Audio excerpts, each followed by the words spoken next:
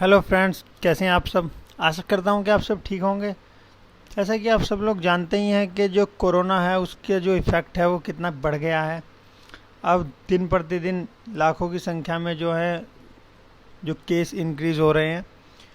तो इससे आपकी जो परीक्षा है, यानी कि जो एग्ज़ाम होने वाले थे, एसएससी हो, आरआरबी हो, या फिर बैंक्स हो, या कोई भी और वैकेंसी हो, या फिर उस वैकेंसी के नोटिफिकेशन आने की बात हो, या फिर उसका एग्ज़ाम कंडक्टेड कराने की बात हो, कोई भी वैकेंसी हो, आपकी जो जितनी भी सारी वैकेंसी हैं वो सब डिले हो चुकी हैं।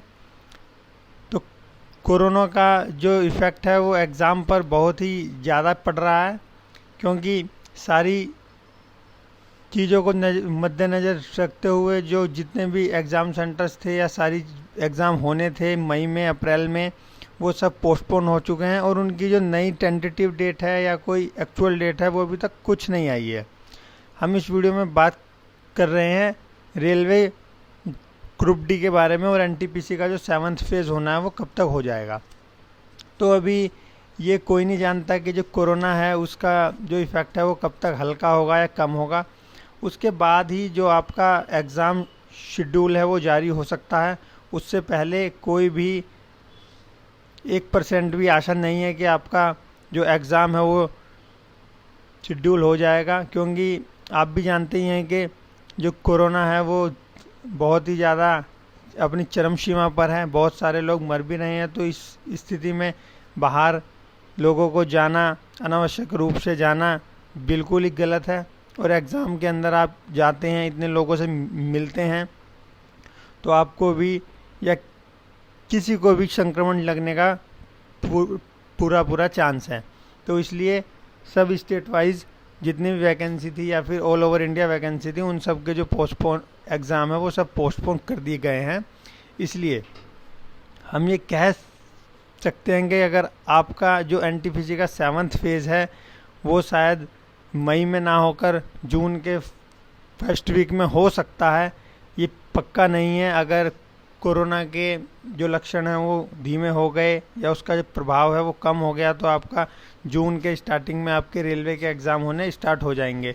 और जैसे ही 7th फेज़ फिनिश होगा वैसे ही ग्रुप डी का जो है नोटिफिकेशन आपको आ जाएगा कि ग्रुप डी की जो एग्ज़ाम डेट है वो यहाँ से इस तारीख से जो है एग्ज़ाम स्टार्ट होने वाले हैं। तो आप अपनी प्रिपरेशन में बिल्कुल भी कमी मत रखिए।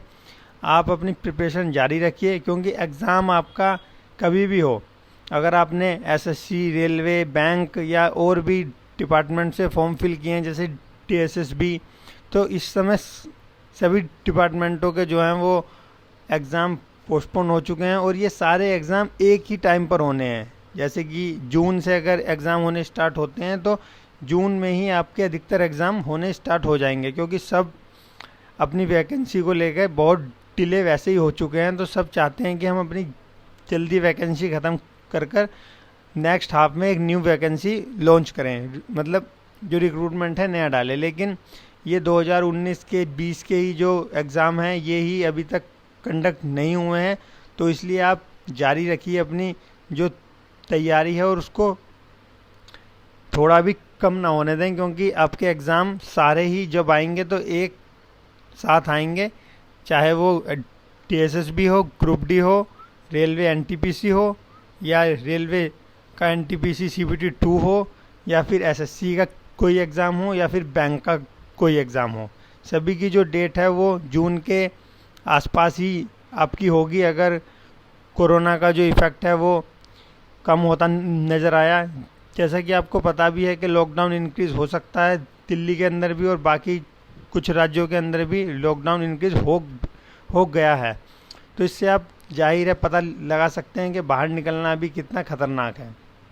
तो ये वीडियो मैंने इसलिए बताई है कि आप अपने आप को डिमोटिवेट ना करें, आपका मोरल डाउन ना हो, आप अपने एग्ज़ाम की तरफ जो है पढ़ते रहें, अपनी प्रिपरेशन जारी रखें।